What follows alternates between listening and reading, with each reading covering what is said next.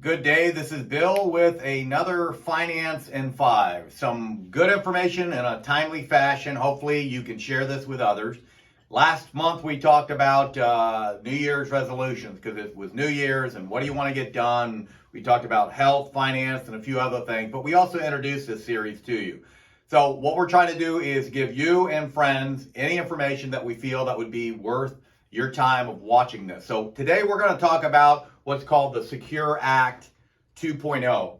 So this is an upgrade, and some of you may have heard about this, some of you may have not. There were some big tax changes with the first Secure Act, but this is 2.0, and it was passed in December 29th, and so towards the end of the year, beginning of the year, probably got lost in the news, but this is going to impact you. There's some major changes regarding some of the tax codes and some of the things that you can or can't do. So there's quite a few, but we're only going to go over some of the very basic ones that will affect the majority of you. But we do have this report for you. If you'd like to get it, simply call the office either at 954-598-0752 or email us at info@assetgroup, that's ASSET group.us, and we'll get this out to you.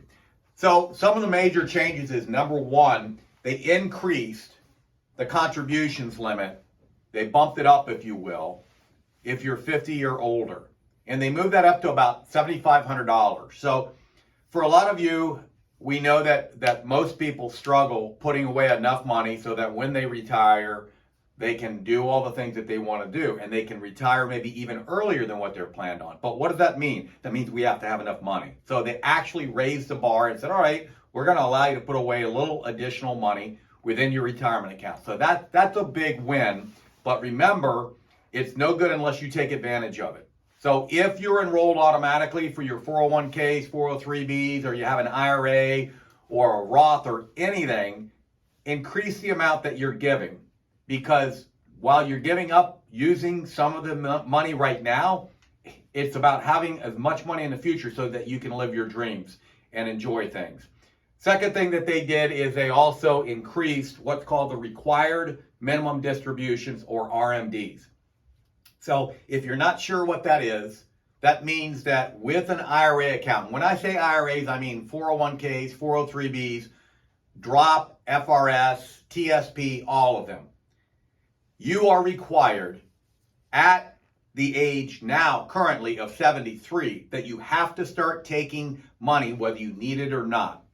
And they raised it from 70 and a half to 72 with the original Secure Act, but this version, the 2.0, they moved it from 72 to 73, and it will be eventually moved to a later date as well, or a later age. Why are they doing that? Quite frankly, it's probably because they want your accounts to get bigger and bigger so that the taxes that you'll see coming out will be greater. So, that is one of the changes as well.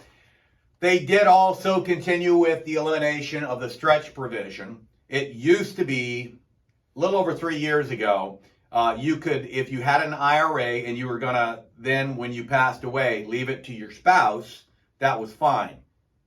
But also, if now leaving it to kids or non-spousal beneficiaries, they've got then only a 10-year window that they have to start taking that money. Unfortunately, that got rid of a lot of the estate planning abilities and stretch provisions.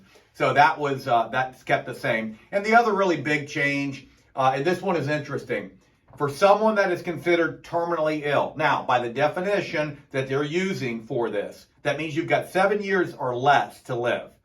They're going to allow you, in that case, to be able to access your money in your IRAs, 401ks, or any of those retirement plans. That would normally be that you can't touch it before age 59 and a half without a penalty. But this is an exception to that rule. So for some people that are then in that situation, that's going to be a great thing for them. So these are some of the major things. There's a lot of other exceptions and things of that nature that maybe you need to know. Make sure you're working with a great tax professional. If you don't have one, we've got one that we can help you get an introduction to. But these are really important things you need to stay on top of.